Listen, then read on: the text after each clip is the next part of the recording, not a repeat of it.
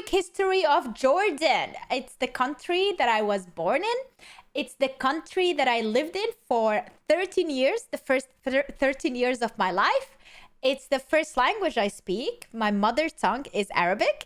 And this is a super quick history of Jordan. So let's see if they get to the point and if there is anything to add. But here you go, an introduction from where Bunny comes from.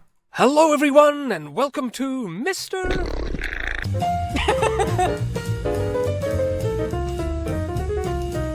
This is the Middle East and here's Jordan. Now Let's be fair. The easiest effing map to draw. It is so cool. Like bam, bam, bam, bam, bam, bam, bam, bam. It is so cool to draw this. When I learned to draw, and like it's such the lines are so straight. Okay, it's small, I know, but like... Middle East. And here's Jordan. Now come on, let's go, shall we? Once upon a sand-swept slumbering age, eons before the dreams and visions of men were chiseled into stone, fluttering shadows wandered over the jagged ridges and dunes, and settled... I actually was born in the desert, in a small place, because my father was a mining engineer, and he was... hired to observe the mine with the miners and work on the engineering part of it. So he and the family back in the day had to move closer there, and they had these built houses for all the family of the engineers and the miners and what's not.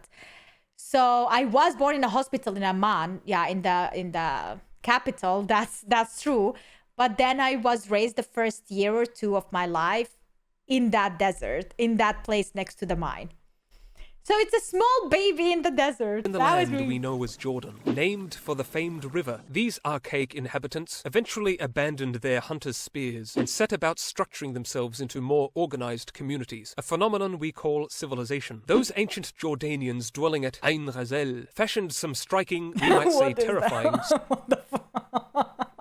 I've never seen this in my life. My ancestors. Statues out of lime plaster, some with enormous That's legs where my beauty and others comes from. sporting two heads. The fuck is that? Now it makes sense.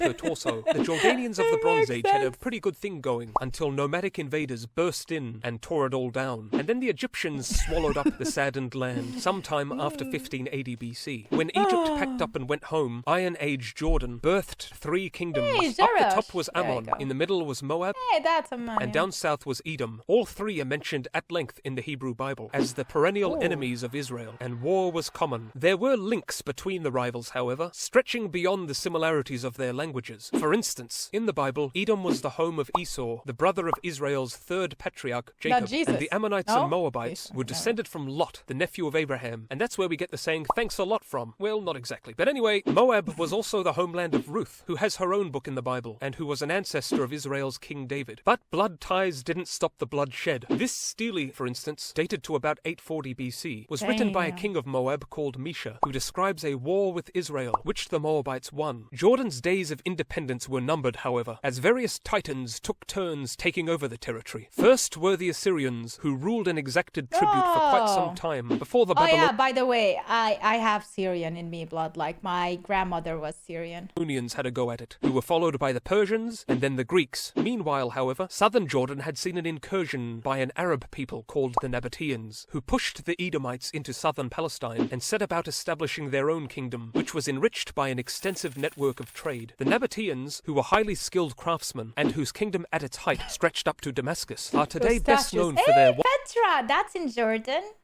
That's Petra. I was there many times. It's the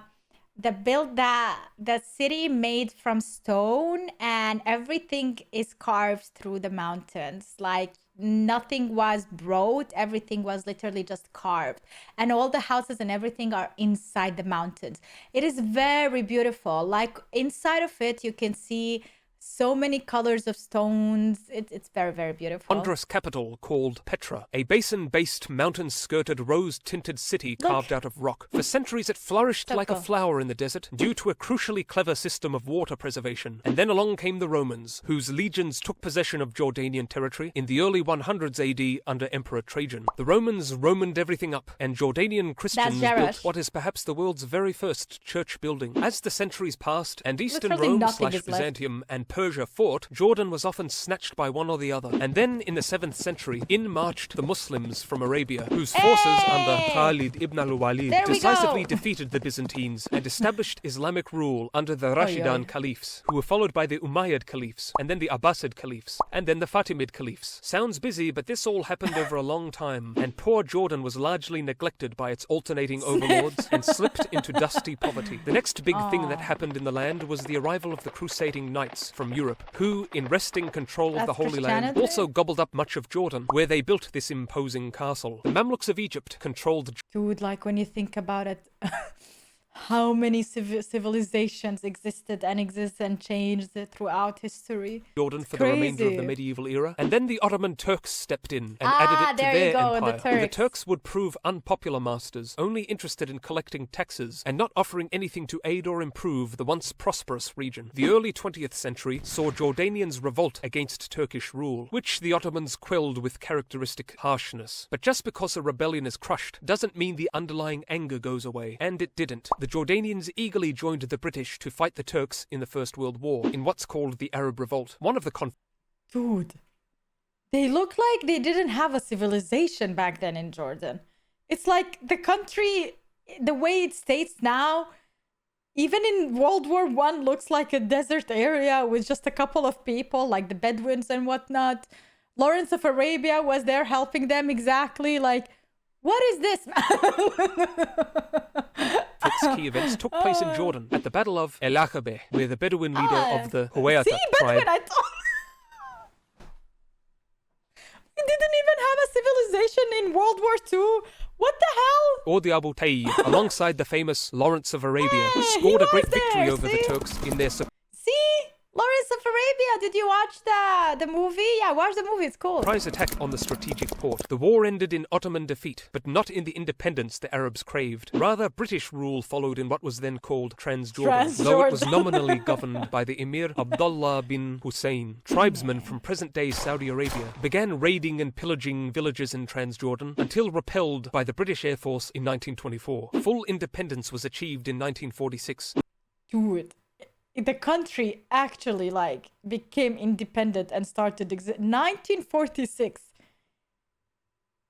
With Abdullah becoming king. 2 years later, Transjordan, alongside its neighbors, declared war on the newborn state of Israel, the Jordanians managing to gain control of the West Bank, as many thousands of Palestinians sought refuge in Jordan. And it was a Palestinian who assassinated King Abdullah in 1951, who believed the king intended to make peace with Israel. Jordan, along with Egypt and Syria, made war on Israel again in 1967, this time not so successfully, losing control of the West Bank, though Jordan soon claimed victory in the following year's Battle of Karama, where Israel failed in its objective to capture the Palestinian Liberation Organization's leader, Yasser Arafat. As the years passed, however, Jordan became uncomfortable with the increasing strength of the Palestinian militants in its borders. My ancestors!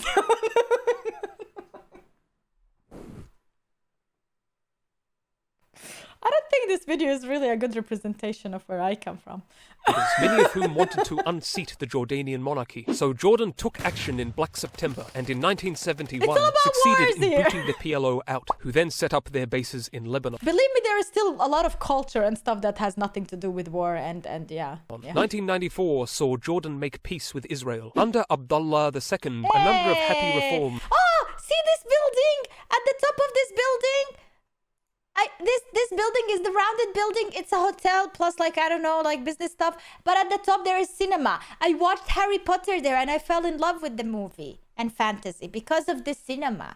Because at the cinema, at the top of the cinema, like there's stars and galaxies and stuff. It looks really beautiful. Reforms saw the economy do very well, Yeah, and Jordan remained relatively unscathed by the 2011 Arab Spring turmoil, but was hard-pressed by the more than 1 million Syrian refugees that entered following that nation's civil war. But despite being buffeted and beset by neighboring troubles, Jordan has proven to be among the most stable and peaceful of Near Eastern nations, That's so and today true. possesses Oh my God, you guys. Eastern nation.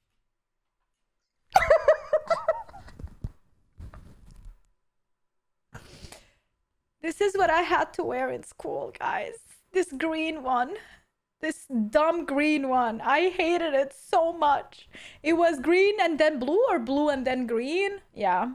It is so bad. I hated it. No, this is the outfit you wear in school. Yeah. In a public school, yeah, not a private school. In private schools, you can wear whatever you want. Actually, maybe they have different uniforms now. But in public schools, everyone wears green. And today possesses a high level of human development with estimable industrial and IT sectors. Like but what awaits Jordan in the future, near and far? Comment below, but for now, bye-bye! Hey! This is not a good representation about Jordan beauty. Let me show you how beautiful the country is, okay? There, the beauty of Jordan is short. Like, this is the thing, like, what they represented there is more like the war and how, like, every country has that, right? Like, historically, every country has wars and World War II, World War I, and everything in between. But that has nothing to do with me and where I was raised and what the country really represents. Besides these things and political like things, there's so much beauty in Jordan. Hopefully this video is gonna actually represent to you why I love Jordan and why I'm proud of Jordan.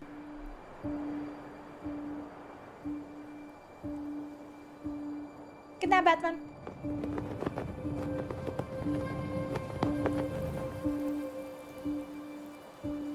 Jordan has one of these, it's called Wadi Rum, the desert, and it has red sand compared to the Sahara sand. Oops, sorry. Like, as you can see, it's red sand and very beautiful. I love the red sand. This is also the place where Star Wars was recorded and where we have the Dune movie. Even Dune 2 that is coming out is recorded in Wadi Rum in Jordan because it's the only place with this red type of sand and these weirdly shaped mountains that are, because of the high winds and the strong winds, are like the shape of them is really, really weird. It looks like even Mars, yeah, Martian and other, like every time they represent Mars, they represented here in Wadi Rum in Jordan.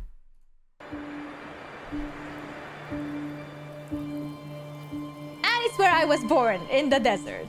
So yeah, it's, you hear this music in the background.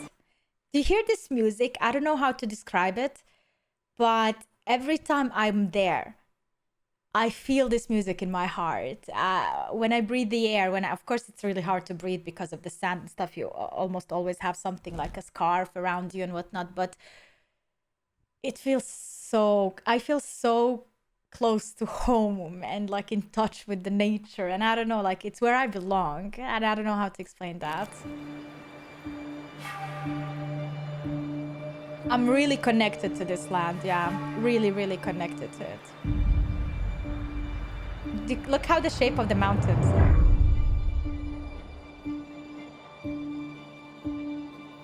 That's Petra. I was here as well.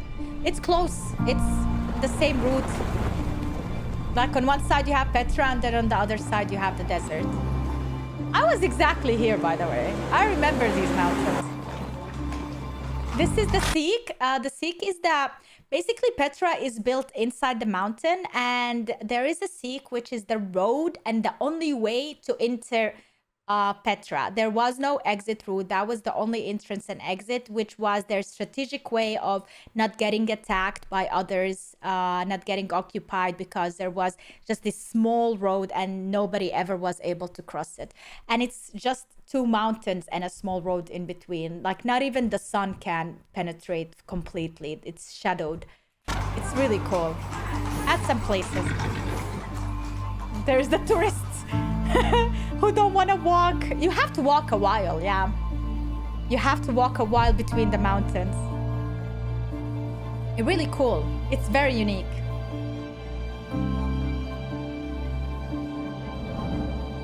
And then at the end, you see a peak of Petra. Then you enter and wow, a huge place like this in front of you. It's so cool.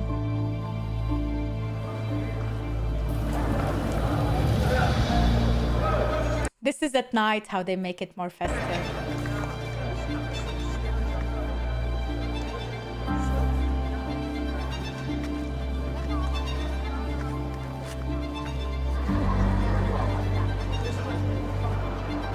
And now I think we crossed and came to Amman, which is the capital city of the country. And this is the Dead Sea, which is the lowest point on Earth. Completely on Earth, there is no lower point. Basically, when you are going on the road towards the Dead Sea, you feel the pressure in your ear. Like you want to like yawn or whatever to pop your ear because you feel how low the pressure is. Plus, it's a Dead Sea. No creatures are alive there because it is a very salty sea. As you can see everywhere, this white thing, that's not sand. This is salt.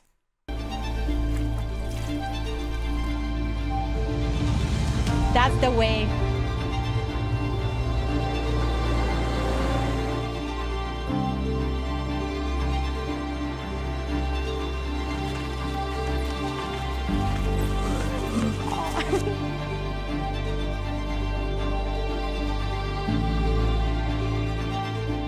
It is the sea.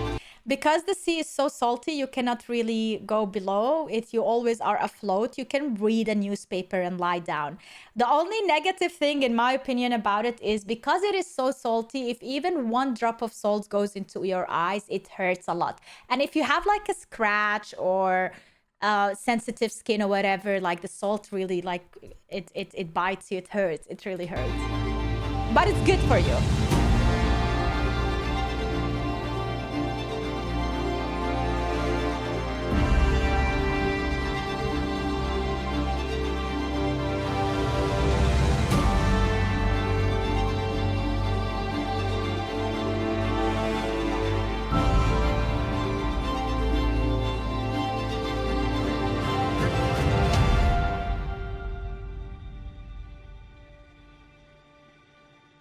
Oh yeah, you have to go for the nature part to Jordan.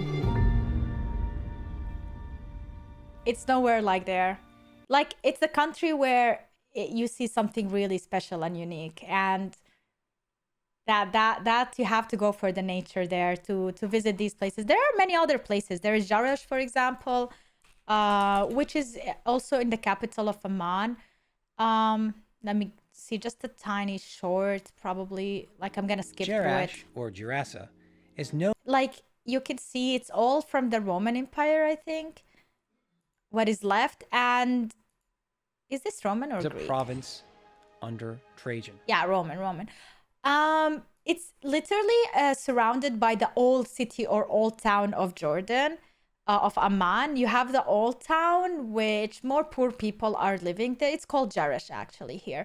And then you have just these landmarks just being there, you know, and you walk around, you just check it out. It really looks cool. It's open area as well.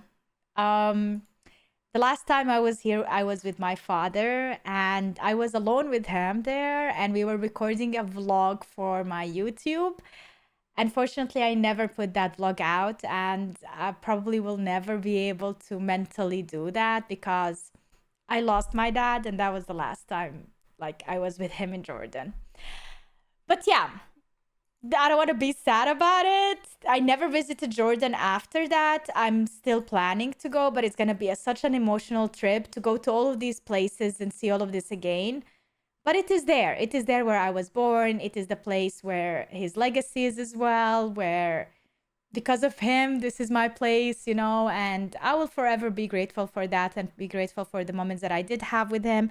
And I'm going to celebrate that by visiting it again and again, and hopefully in the future with my kids and showing the places that he showed me and the stories that he told me. And that's a legacy. That's something that stays. So yeah.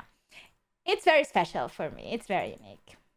But that's it. That's what I wanted to share. So these videos, I hope they make more sense for you if you ever want to visit Jordan. There's so much more, but like, I don't want to bore you anymore.